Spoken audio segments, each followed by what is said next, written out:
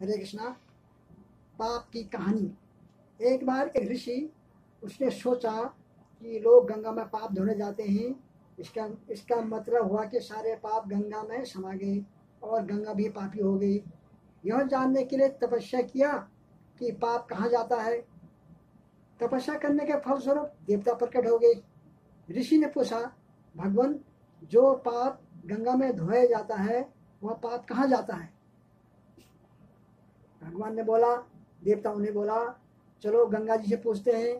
दोनों लोग, सब लोग गंगा के पास गए और कहा, हे गंगे, जो लोग तुम्हारे यहाँ पाप धोते हैं इसका मतलब आप पापी हुई हो।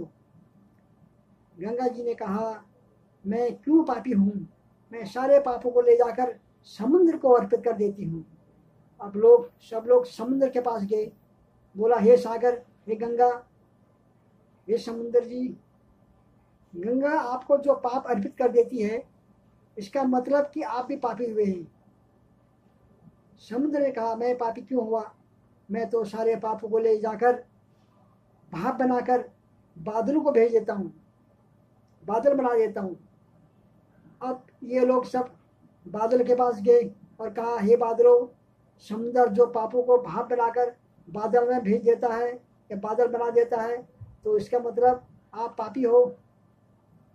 बादलों ने कहा, मैं क्यों पापी हुआ, मैं तो सारे पापों को वापस धरती पर पानी बरसाकर भेज देती हूँ, जिससे अन्न उपजता है, जिसको मानव खाता है।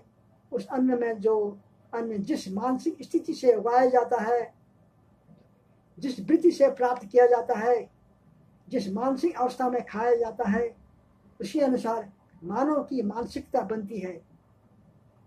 अन्न जिस वृत्ति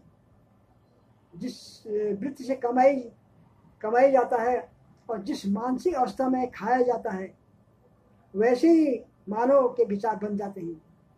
इसलिए सदैव भोजन स्मरण भगवान का और शांत अवस्था में करना चाहिए और कम से कम अन्न जिस धन से खरीदा जाए वह धन ईमानदारी एवं श्रम का होना चाहिए।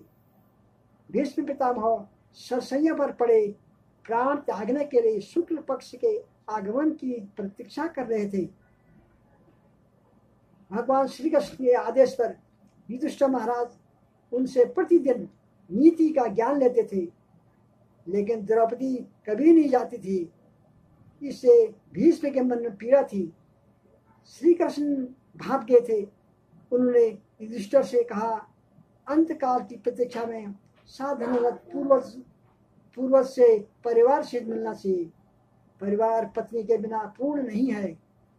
इशारा समझकर युधिष्ठिर महाराज जिद करके द्रौपदी को भी साथ ले गए और पितामह उन्हें नीति का ज्ञान देने लगे। द्रौपदी कुंठित होकर चुपचाप सुन रही थी। अचानक द्रौपदी को हंसी आ गई। भीष्म ने कहा, पुत्री, तुम्हारे हंसने का कारण मैं जानता हूँ। द्रौपदी सकुचाई तो भीष्म ने कहा, पुत्री, तुम अपने मन की दुविधा पूछ ही लो, मुझे शांति मिलेगी। द्रौपदी ने कहा, स्वयं भगवान श्री कृष्ण कहते हैं कि भीष्म के समान नीति का ज्ञाता दूसरा कोई नहीं, किंतु आपका ज्ञान कहाँ लुप्त हो गया था जब पुत्र वधू आपके सामने निरस्त की जा रही थी। भीष्म ने कहा, इसी प्रश्न की प्रतीक्षा थी। जैसा अन्न वैसा मन। मैं दुर्योधन जैसे अधर्मी का अन्न खा रहा था। उस अन्न ने मेरी बुद्धि जड़ रखी थी। सही निर्णय लेने की क्षमता खत्म हो गई थी। अन्न के रक्त का कारण अर्जुन के बाणों ने मेरे शरीर से धीरे धीरे करके निकाल दिया है। अब इस शरीर में सिर्फ गंगा पुत्र भीष्म शेष है। सिर्फ माता का अंश है जो सबको निर्मल करती है। इसलिए मैं नीति का बातें कर पा रहा हूँ। भीष्म की बात को अटल सत्य समझिए। दुराचार से या किसी को सताकर या आजकल कोरोना काल आपदा में किसी की मजबूरी का फायदा उठाकर कमाए गए धन से यदि आप परिवार का पालन करते हैं तो वह परिवार की बुद्धि भ्रष्ट ही करता है। उससे जो सुख वह क्षणिक है, किंतु लंबे समय में वह दुख का कारण बनता है।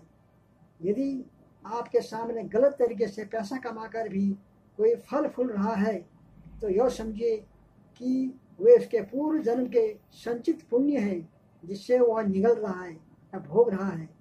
जैसे ही पुण्य कर्म समाप्त होंगे उसके दुर्दिन आरंभ होंगे। हरि बोल।